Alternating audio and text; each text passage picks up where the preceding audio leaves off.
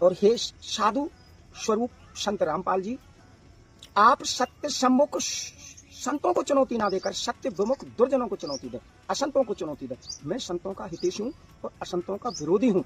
संत तो सृष्टि के सहायक तत्व हैं और संत परमात्मा को, मूल केंद्र को जानते भी हैं, मानते भी हैं और पहचानते भी हैं। एक और आप संत नाम धारण करके और संतों को विपक्ष के कटघरे में खड़ा करना चाहते हैं। कभी भी जीवन में युग बीत जाए, कल्प कल्पांतर बीत जाए, संत कभी भी आपका सामना नहीं हो तो आपके पक्ष के हैं।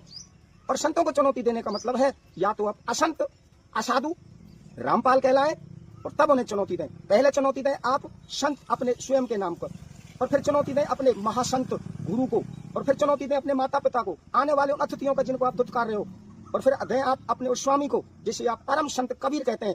और यदि आप इन तीनों को पराजित करने में सफल हो जाए, आप पहले अपने आप को अपने संत नाम को पराजित करो, फिर उसके बाद में आप महासंत नाम अपने गुरु को पराजित करो, और उसके बाद परम संत कबीर को पराजित करो। यदि तीनों को पराजित करने में, सत्य को पराजित करने में और धर्म का विनाश करने में यदि आप सफल हो गए तो मेरे पास आ जाना, बिल्कुल आ जाना, आ जाना, आ जाना। संपूर्ण सत्यों को अपने पक्ष में रखते हुए मैं आपकी चुनौती स्वीकार करता हूं, लेकिन आपको सत्य समपक्ष में नहीं बल्कि सत्य विपक्ष में होना चाहिए, चाहिए, चाहिए और चाहिए।